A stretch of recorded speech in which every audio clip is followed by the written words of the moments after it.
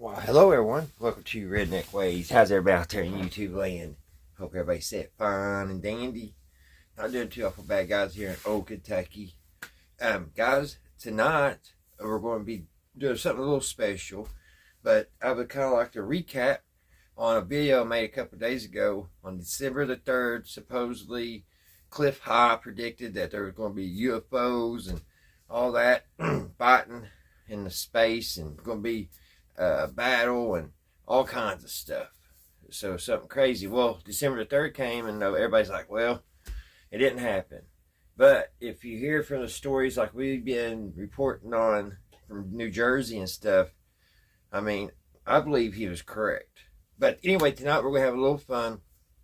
We're going to listen to War of the Worlds. And for folks out there that don't know about it, back in 1934, there was a radio program came on. Everybody was waiting for Charlie McCarthy to come on, and War of the Worlds took its place that night. And a lot of people didn't catch the first 15 minutes of it, so they didn't know that it was a play or drama. And for the folks that tuned in on the radio, because that was the only type of equipment they had back then. They didn't have TVs. They didn't have nothing like we have today, internet or nothing. They just had these old radios. And so everybody was tuning in late, and what they heard just scared them to death. They thought we was getting invaded by aliens. So tonight we're going to be listening to the first 25 minutes of War of the Worlds. But yeah, Cliff High, I think, was right. Alright, guys. I hope you all enjoy this, and you all have a great weekend. Bye, guys.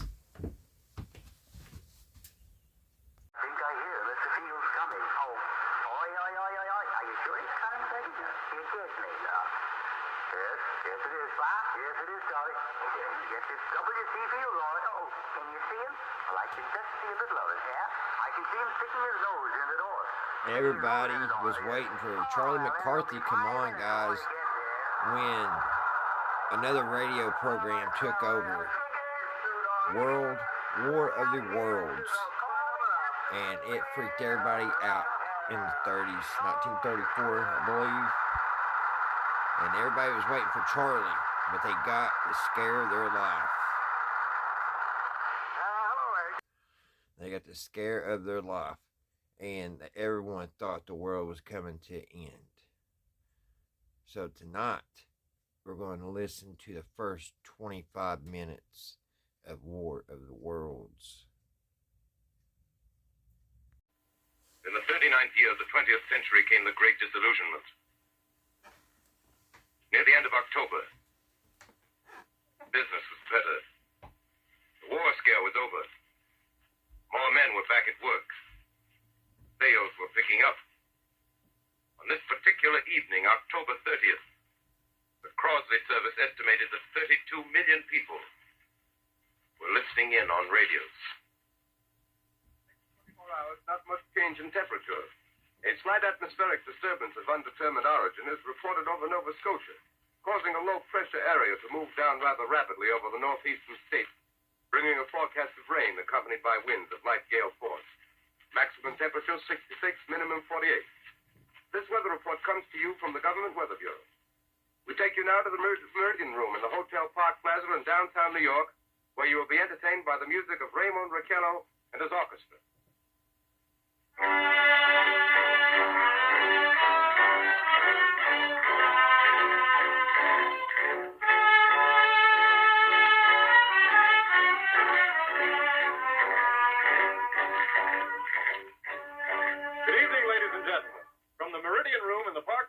In New York City, we bring you the music of Raymond Raquello and his orchestra. The touch of the Spanish, Raymond Raquello leads off with La Capacita.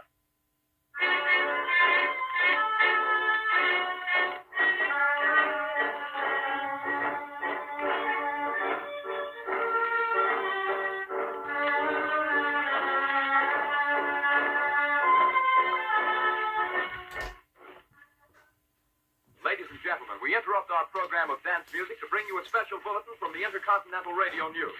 At 20 minutes before 8 Central Time, Professor Farrell of the Mount Jennings Observatory, Chicago, Illinois, reports observing several explosions of incandescent gas occurring at regular intervals on the planet Mars. The spectroscope indicates the gas to be hydrogen and moving toward the Earth with enormous velocity. Professor Pearson of the observatory at Princeton confirms Farrell's observation and describes the phenomenon as, quote, like a jet of blue flame shot from a gun, unquote. We now return you to the music of Ramon Raquello, playing for you in the Meridian Room of the Park Plaza Hotel, situated in downtown New York.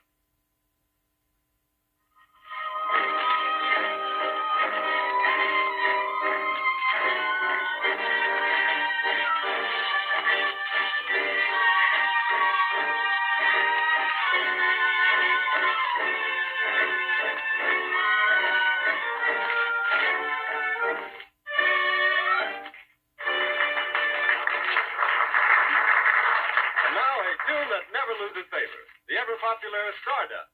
Raymond Raquello and his orchestra.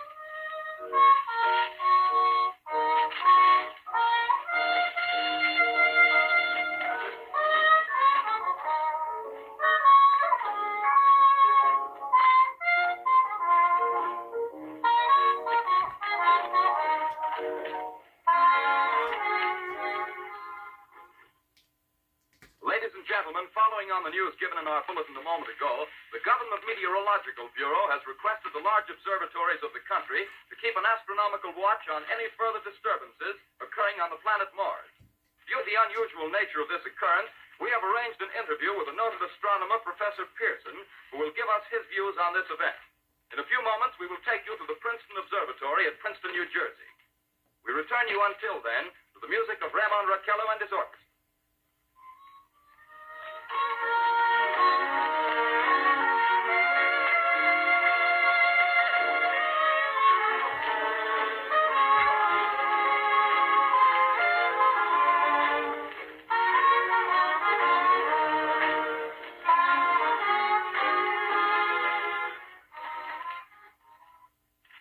Now to take you to the Princeton Observatory at Princeton, where Carl Phillips, our commentator, will interview Professor Richard Pearson, famous astronomer. We take you now to Princeton, New Jersey. Good evening, ladies and gentlemen. This is Carl Phillips speaking to you from the observatory at Princeton. I'm standing in a large semicircular room, pitch black except for an oblong split in the ceiling. Through this opening, I can see a sprinkling of stars that cast a kind of frosty glow over the intricate mechanism of the huge telescope. The ticking sound you hear is the vibration of the clockwork. Professor Pearson stands directly above me on a small platform, peering through the giant lens. I'll ask you to be patient, ladies and gentlemen, during any delay that may arise during our interview. Besides the ceaseless watch of the heavens, Professor Pearson may be interrupted by telephone or other communications.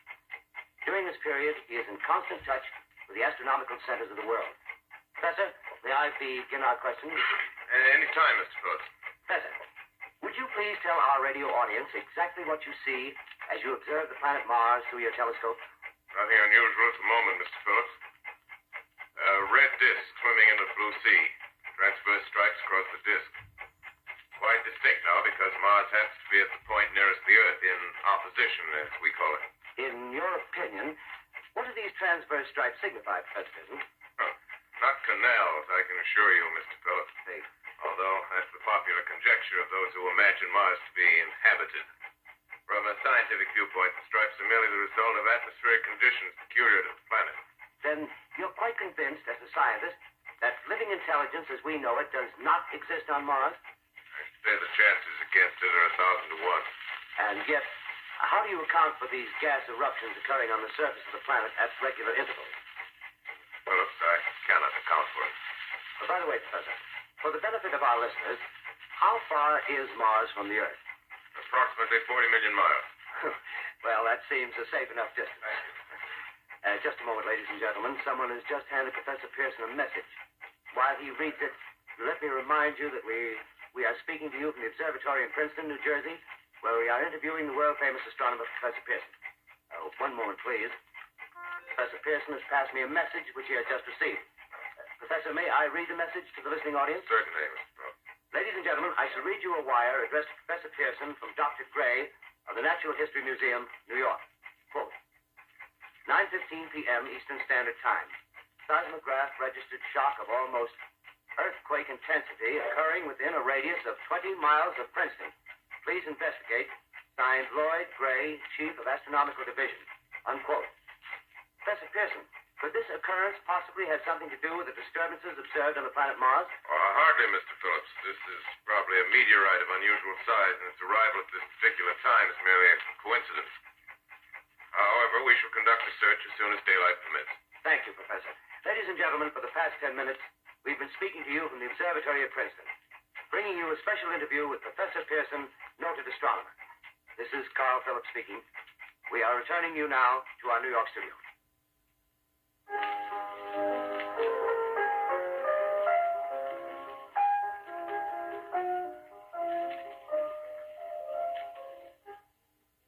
Ladies and gentlemen, here is the latest bulletin from the Intercontinental Radio News. Toronto, Canada. Professor Morse of Macmillan University reports observing a total of 3 explosions on the planet Mars between the hours of 7:45 p.m. and 9:20 p.m. Eastern Standard Time. This confirms earlier reports received from American observatories. Now, nearer home, comes a special bulletin from Trenton, New Jersey. It is reported that at 8:50 p.m., a huge flaming object, believed to be a meteorite, fell on a farm in the neighborhood of Grover's Mill, New Jersey, 22 miles from Trenton. The flash in the sky was visible within a radius of several hundred miles, and the noise of the impact was heard as far north as Elizabeth. We have dispatched a special mobile unit to the scene, and we'll have our commentator, Carl Phillips, give you a word picture of the scene as soon as he can reach there from Princeton. In the meantime, we take you to the Hotel Martinet in Brooklyn, where Bobby Millett and his orchestra are offering a program of dance music.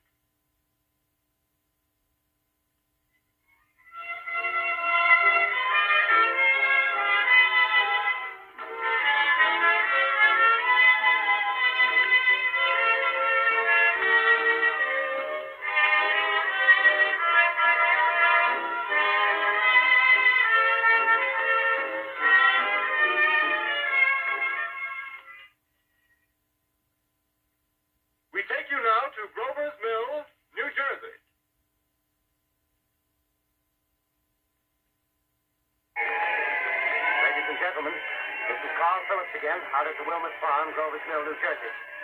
Professor Pearson and myself made the 11 miles from Princeton in 10 minutes. Well, I hardly know where to begin. Paint for you a word picture of the strange scene before my eyes, like something out of a modern Arabian Nights. Well, I just got here. I haven't had a chance to look around yet. I guess that's it. Yes, I guess that's the thing directly in front of me. Half buried in a vast pit. Must have struck with terrific force. The ground is covered with splinters of a tree. It must have struck on its way down. But I can see the object itself doesn't look very much like a meteor. At least not the meteors I've seen. It looks more like a huge cylinder. Has a diameter of, what would you say, Professor Pearson? What's that? What would you say, what's the diameter of this? About 30 yards. About 30 yards. The metal on the sheath is, well, I've never seen anything like it. The color is sort of yellowish white. It's curious. Spectators now are pressing close to the object in spite of the efforts of the police to keep them back. Getting in front of my line of vision. Would you mind standing one side, please? While the police are pushing the crowd back. Here's Mr. Wilmot, owner of the farm here. He may have some interesting facts to add. Mr. Wilmot, would you please tell the radio audience as much as you remember of this rather unusual visitor that dropped in your backyard? Step closer, please.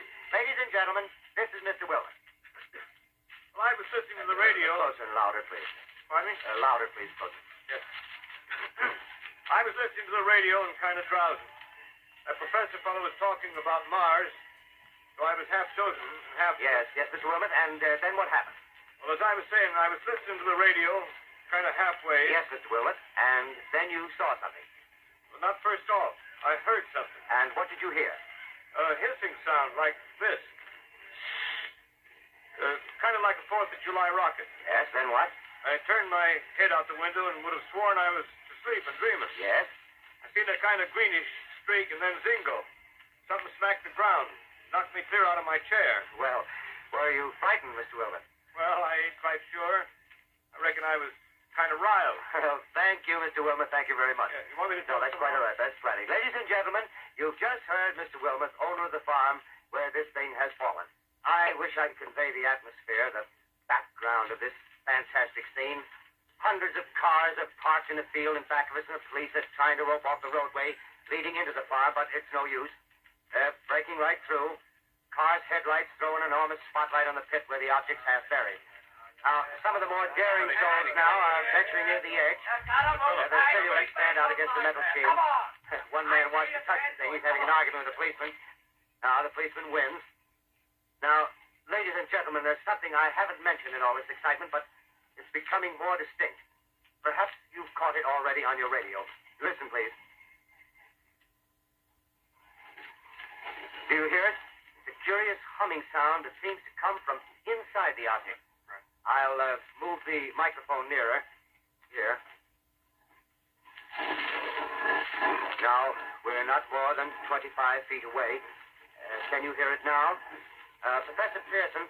Yes, that's right. Can you tell us the meaning of that scraping noise inside the thing? Possibly the unequal cooling of its surface. I say, do you still think it's a meteor, Professor? I don't know what to think. The metal casing is definitely extraterrestrial. Not found on this Earth. Friction with the Earth's atmosphere usually tears holes in a meteorite. This thing is smooth, and you can see its cylindrical Just a minute. shape. Something's happening. Ladies and gentlemen, this is terrific. This end of the thing is beginning to flake off. The top is beginning to rotate like a screw, and the thing must be hollow. He's moving. Keep those things back. Keep those idiots back. Take off. The top flew. Stand back. Ladies and gentlemen, this is the most terrifying thing I've ever witnessed. Wait a minute. Someone's calling someone or something. I can see turning out of that black hole two luminous discs. The eyes, it might be a face, might be almost but heavens, something wriggling out of the shadow like a gray snake. Now it's another one, and another one, and another one.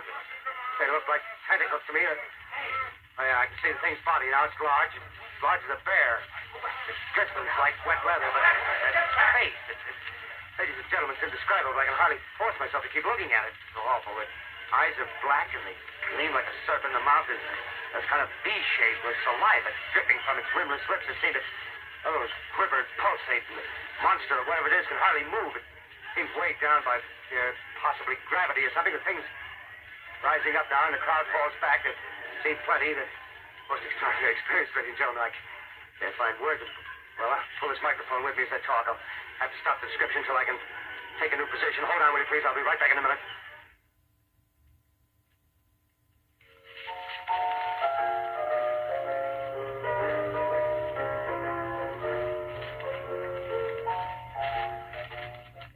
We are bringing you an eyewitness account of what's happening on the Wilmuth Farm, Grover's Mill, New Jersey.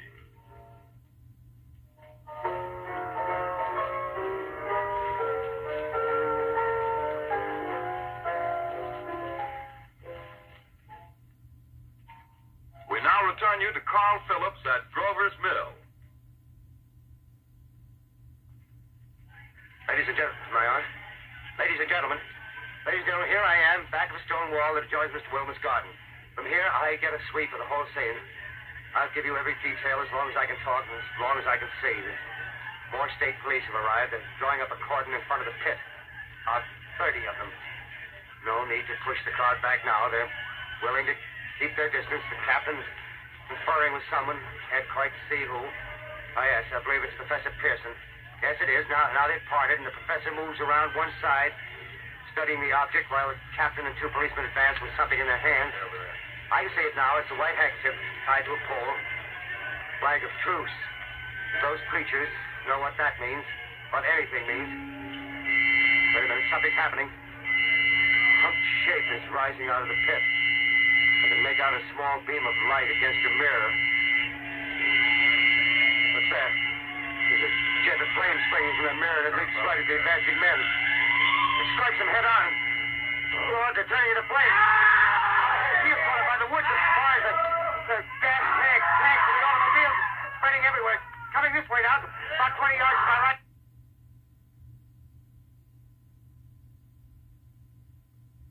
Ladies and gentlemen, due to circumstances beyond our control, we are unable to continue the broadcast from Grover's Mill. Evidently, there's some difficulty with our field transmission. However, we will return to that point at the earliest opportunity. In the meantime, we have a late bulletin from San Diego, California. Professor Indelkoffer, speaking at a dinner of the California Astronomical Society, expressed the opinion that the explosions on Mars are undoubtedly nothing more than severe volcanic disturbances on the surface of the planet. We continue now with our piano interlude.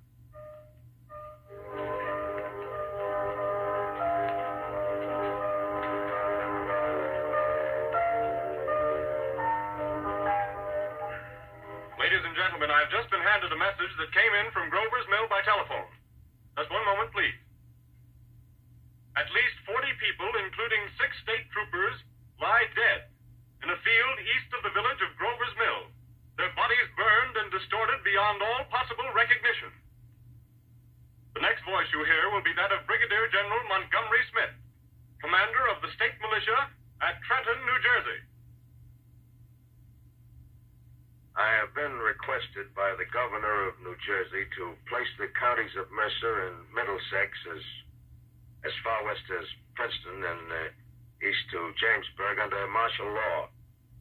No one will be permitted to enter this area except by a special pass issued by state or military authorities. 4 companies of state militia are proceeding from Trenton to Grover's Mill and will aid in the evacuation of homes within the range of military operations. Thank you. You have just been listening to General Montgomery Smith, commanding the state militia at Trenton. In the meantime, further details of the catastrophe at Grover's Mill are coming in. The strange creatures, after unleashing their deadly assault, crawled back in their pit and made no attempt to prevent the efforts of the firemen to recover the bodies and extinguish the fire. The combined fire departments of Mercer County are fighting the flames which menace the entire countryside. We have been unable to establish any contact with our mobile unit at Grover's Mill, but we hope to be able to return you there at the earliest possible moment. In the meantime, we take you to... Just one moment, please. Ladies and gentlemen, I have just been informed that we have finally established communication with an eyewitness of the tragedy. Professor Pearson has been located at a farmhouse near Grover's Mill, where he has established an emergency observation post. As a scientist, he will give you his explanation of the calamity. The next voice you hear will be that of Professor Pearson, brought to you by direct wire. Professor Pearson. Of the creatures in the rocket cylinder at Grover's Mill, I can give you no authoritative information either as to their nature, their origin, or their purposes here on Earth. Of their destructive instrument, I might venture some conjectural explanation. For want of a better term, I shall refer to the mysterious weapon as a heat ray. It's all too evident that these creatures have scientific knowledge far in advance of our own. It's my guess that in some way they are able to generate an intense heat in a chamber of practically absolute non-conductivity. This intense heat they project in a parallel beam against any object they choose by means of a polished parabolic mirror of unknown composition, much as the mirror of a lighthouse projects a beam of light. That is my conjecture of the origin of the heat ray. Thank you, Professor Pearson. Ladies and gentlemen, here is a bulletin from Trenton. It is a brief statement informing us that the charred body of Carl Phillips has been identified in a Trenton hospital. Now here's another bulletin from Washington, D.C. The Office of the Director of the National Red Cross reports 10 units of Red Cross emergency workers have been assigned to the headquarters of the state militia, stationed outside of Grover's Mill, New Jersey. Here's a bulletin from State Police, Princeton Junction. The fires at Grover's Mill and vicinity are now under control. Scouts report all quiet in the pit, and there is no sign of life appearing from the mouth of the cylinder. Now, ladies and gentlemen, we have a special statement from Mr. Harry McDonald, Vice President in charge of operations. We have received a request from the state militia of Trenton to place at their disposal our entire broadcasting facilities. In view of the gravity of the situation, and believing that radio has a responsibility to serve in the public interest at all times, we are turning over our facilities to the state militia at Trenton. We take you now to the field headquarters of the state militia near Grover's Mill, New Jersey. This is Captain Lansing of the Signal Corps, attached to the state militia, now engaged in military operations in the vicinity of Grover's Mill. Situation arising from the reported presence of certain individuals of unidentified nature is now under complete control. The cylindrical object, which lies in a pit directly below our position, surrounded on all sides by 8 battalions of infantry, without heavy field pieces, but adequately armed with rifles and machine guns. All cause for alarm, if such cause ever existed, is now entirely unjustified. Things, whatever they are, do not even venture to poke their heads above the pit. I can see their hiding place plainly in the glare of the searchlights here. With all their reported resources, these creatures can scarcely stand up against heavy machine gun fire. Anyway, it's an interesting outing for the troops. I can make out their khaki uniforms crossing back and forth in front of the lights. Looks almost like a real war. There appears to be some slight smoke in the woods bordering the Millstone River. Probably fire started by campers. Well, we ought to see some action soon. One of the companies is deploying on the left flank. A quick thrust and it'll all be over.